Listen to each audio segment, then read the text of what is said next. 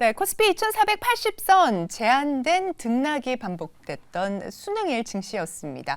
외국인 현선물 순매수세 유입의 보합권이 유지됐고요. 가파르게 하락한 달러 인덱스 반등한 미 국채 금리로 증시 상단은 좀 제한된 모습 나타냈습니다.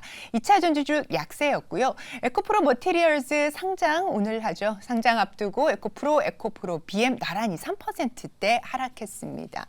특정 테마 중심의 개별 이슈 중심의 장세 느낌인데요. 오늘 종목 이야기 나눠주실 분입니다. 하창원 헤르메스닥 본부장 모셨습니다. 어서 오십시오. 네, 안녕하십니까.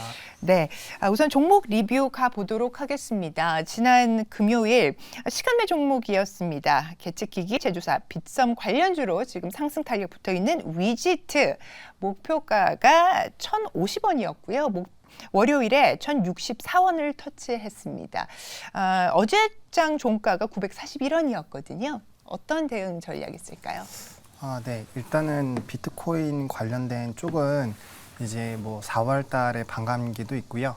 그다음에 이제 이더리움 ETF까지의 기대감이 좀 확대가 되고 있는 상황이거든요. 그래서 아무래도 조금 더 기대를 갖고 보셔도 좋을 것 같고, 제가 이제 위지트가 조금 더 급등락이 심하다라고 말씀을 드리고, 그다음에 이제 좀 불안하시면 우리기술 투자로 보셔도 좋다라고 했는데, 어쨌든 두 종목 모두 다 굉장히 좀 잘 움직이고 있는 상황입니다. 근데 이제 코인 쪽 시세와 아무래도 연동이 되다 보니까 약간의 좀 변동성은 있다라고 생각을 하시는 게 맞고요. 그리고 이제 1차적으로 일단은 달성을 했었던 부분이어서, 만약에 추가적으로 좀 보신다라고 한다면 5일선과 10일선 사이에서 한번 기회를 포착을 해보셔도 괜찮지 않을까라는 생각입니다. 네. 요즘 일교차가 워낙 심하다 보니까 감기 환자가 굉장히 많은데요. 컨디션 관리 더 잘 부탁드리면서 시간외에서 눈에 띄게 움직인 종목들 확인해 보겠습니다. 네, 시간의 특징주입니다. 먼저 세계 첫 유전자 가위 치료제의 FDA 승인 기대감에 모멘텀이 있는 기업부터 알아보도록 할 텐데요. 인트론 바이오가 9.94% 상한가까지 올라온 모습이고, 또 관련주로 엠젠 솔루션도 9.89% 강하게 올라온 모습입니다. 이 소식은 툴젠에도 훈풍으로 작용을 했는데요. 9.87% 오른 모습이죠. 이 시간외에서 유전자 치료제 관련주가 일부 움직이면서 함께 영향을 받았습니다. 스페이스X 관련주로 분류된 컨택도 보면 8.16% 오른 모습인데요. 장중의 상승세에 이어서 시간외에서도 시세를 분출을 했습니다. 다음으로 GM과 관련된 기업이죠. 3기 보도록 할 텐데요. 8.15% 오른 모습입니다. GM이 테슬라의 기가캐스팅 협력업체를 인수했다는 소식에 이렇게 오히려 3기가 주목을 받고 있는 건데요. 알루미늄 다이캐스팅 기술 보유 사실이 부각이 되면서 정규장에 이어서 시간외에서도 시세를 분출하는 모습이었습니다. 지금까지 시간외 특징주 알아봤습니다. 네, 시간외 특징주 5종목 봤습니다. 인트론 바이오, 엠젠 솔루션, 툴젠 3기. 자, 그러면 이 종목 가운데 어떤 종목 볼까요? 네, 3기를 좀 한번 보겠습니다. 네.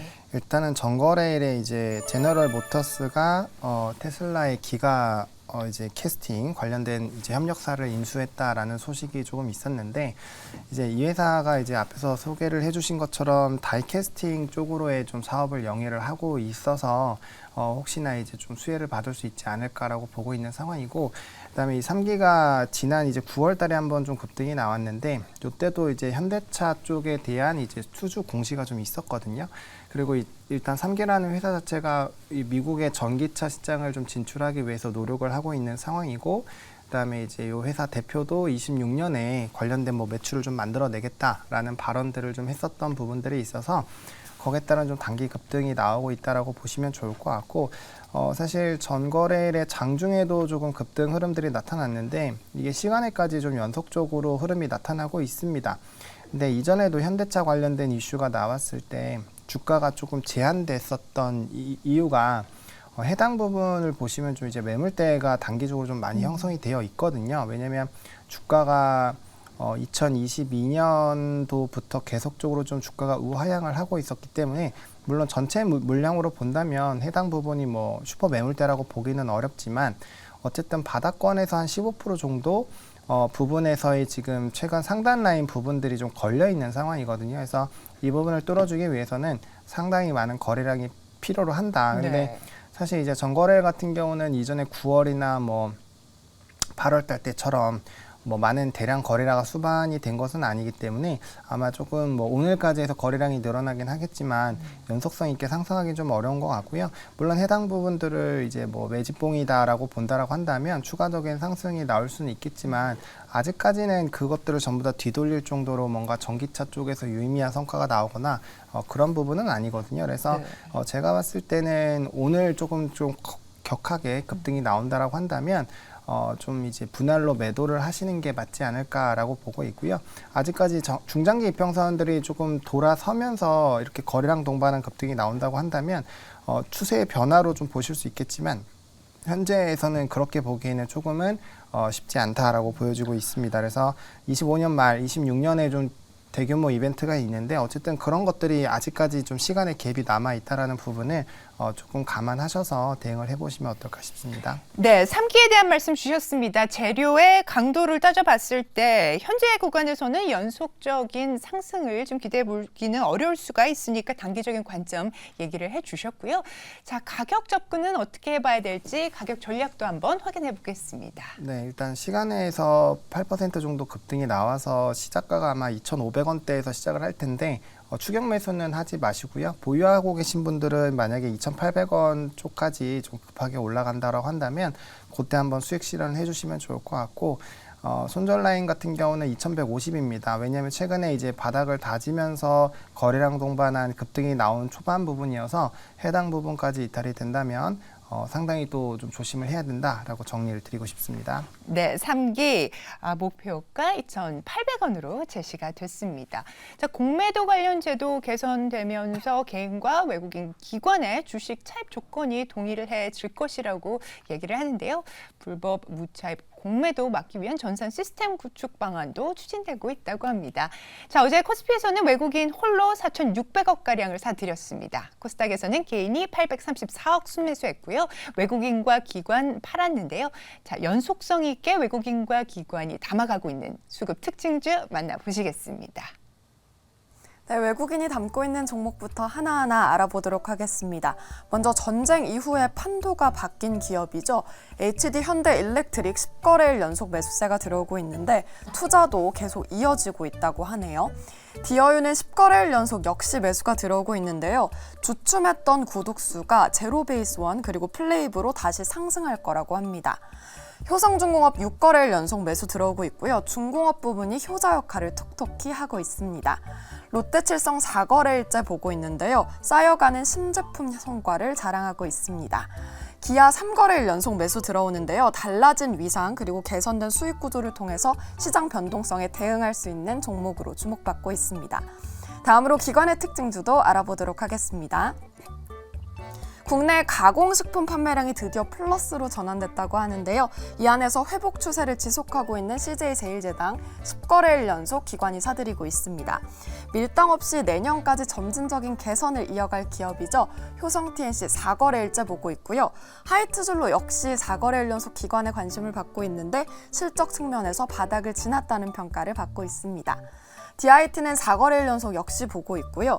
원재료의 경우에는 주요 업체와 함께 이 사양에 따라서 원재료의 공급이 안정적으로 가능한 측면이 부각되고 있습니다.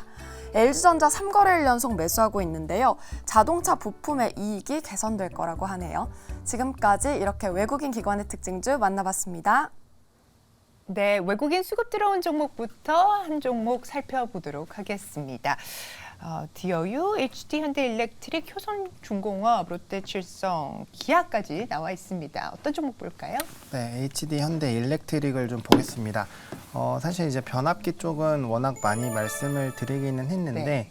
뭐 최근에 이제 시장이 좀 안 좋아서 외국인의 수급 이탈이 강할 때도 약할 때도 이제 이쪽 변압기 쪽에서는 좀 강력한 수급의 연속성이 있었거든요. 그러니까 지금까지만 해도 10거래일 연속인데 11월 2일 거를 제외하면은 거의 한 16거래일 정도 강력한 외국인의 매수세들이 좀 들어오고 있는 상황입니다. 일단은 주가 같은 경우는 좀 점진적인 우상향 모습이 나타나고 있고 사실 이제 변압기 사이클이 이제 뭐 10년 만에 사실 오는 거거든요. 그리고 이제 미국 쪽에서 25년과 40년짜리 노후 변압기들에 대한 이 교체 수요는 늘어날 수밖에 없고, 그다음에 뭐 다들 아시겠지만 어쨌든 동부와 서부에서 왔다 갔다 해야 되는데 네. 그러기 위해서는 좀 대량의 또 변압기들이 필요한 상황이에요. 그리고 이제 뭐 최근에 태양광 쪽도 좀 움직이고 있는데, 결과적으로 대선이 만약 공화당이 되더라도 환경적인 부분이 있어서 신재생을 아예 배제할 수는 없거든요. 그리고 이제 전기차가 어쨌든 활성화가 되기 위해서는 또 이제 충전소를 깔아야 되는데, 그때도 이제 변압기에 대한 수요가 늘어날 수밖에 없죠. 그래서 사실 뭐 기타 지역 다 빼도 미국만 보더라도 우리나라 변압기에 대한 뭐 수주 기준은 조금 더 확대가 될 수 있는 가능성이 높은데, HD 현대 일렉트릭 같은 경우는 최근에 이제 사우디 쪽에서의 이런 수주도 연달아 나오고 있잖아요. 그래서 뭐 사우디에다가 이제 뭐 또 전쟁이 약간은 소강 상태로 또 예전보다는 좀 더 이제 격화되는 수준이 좀 낮아져서 만약에 좀 종료가 된다라고 한다면 거기에 따라 또 인프라에 대한 움직임들이 있겠죠. 그래서 그런 전반적인 부분을 봤을 때 실적 베이스로 보시더라도 상당히 좀 좋을 수밖에 없고, 그다음에 수주 잔고가 벌써 작년 동기 대비 뭐 엄청나게 높아진 네. 상황이거든요. 그래서 근데 이게 계속 수주가 나오고 있잖아요. 그러니까 잔고가 높아진 상태에서 계속적으로 받아지니까 여기에 따른 재평가들이 좀 강해질 거고요. 아무래도 이제 대형 변압기 쪽, 중소형 변압기 쪽 뭐 데이터 보셔도 거의 흐름이 비슷해요. 그래서 아마 대형 쪽이 가장 뭐 대장으로 움직이긴 하겠지만 중형이나 소형 쪽에서도 뭐 여전히 좀 강하게 보일 거다. 다만 이제 변압기 쪽 보실 때 LS 일렉트릭 같은 경우는 2차 전지 쪽과 같이 한번 LS그룹이 연결이 되면서 좀 주가의 변동이 나와서 그렇게 이제 다른 기타 요인으로 움직였었던 종목군들은 변압기의 그 온전한 산업의 성장과 엮였을 때는 약간의 좀 차이가 있을 수 있어서 그 부분을 조금 참고해 보시면 좋을 것 같고, 뭐 이제 대형 쪽에서는 HD 현대 일렉트릭을 보시는 게 나을 것 같고, 소형 쪽에서는 재룡전기를 보시는 게 맞지 않을까 싶습니다. 좋습니다.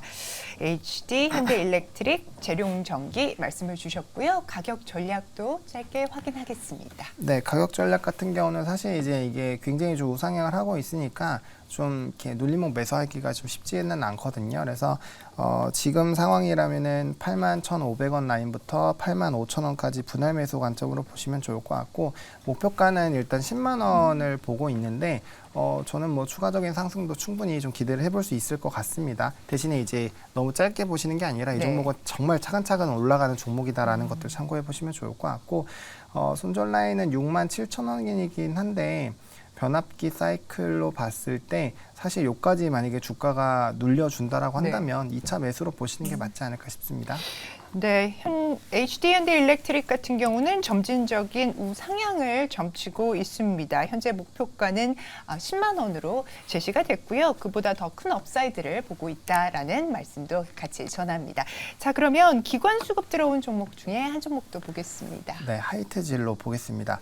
하이트진로 같은 경우는 뭐 전거래일에는 좀 움직이지 못했어요. 네. 아무래도 이제 온라인 주류에 대한 좀 이런 그렇죠. 테마가 정에서 고투한다? 네, 그 이슈가 있었다 보니까 뭐 롯데칠성이나 하이트진로 같은 경우는 뭐 소폭의 조정이 있었지만 그래도 최근에 기관에서의 이런 매수 흐름이 상당히 좀 강한 상황이거든요. 그리고 워낙 오랜 기간 못 움직였습니다. 그러니까 롯데칠성 같은 경우는 벌써 주가가 바닥권에서 꽤 올라왔지만 하이트진로는 이제 막 시작을 하고 있는 상황이고, 특히나 이제 3거래일 전에 이제 11월 14일에 거래량 동반한 급등이 나왔고, 앞서서 이제 처음에 소개드렸던 3기와는 차이점이 뭐냐면 이게 이제 역별에서 정배열로 바뀌는 초반 부분에서 거래량이 터졌거든요. 네. 그러니까 이런 거 같은 경우는 사실 이제 1차 조정이 나오더라도 2차 때 굉장히 좀 세게 주가의 상승이 나올 수 있어서 이런 종목군들 같은 경우는 조금 더 눌림이 나오면 사실 조금 더 적극적으로 보셔도 좋을 것 같고, 일단은 뭐 맥주 쪽에서 마케팅 비용이 상당히 많이 들어가고 있는 상황이기는 하지만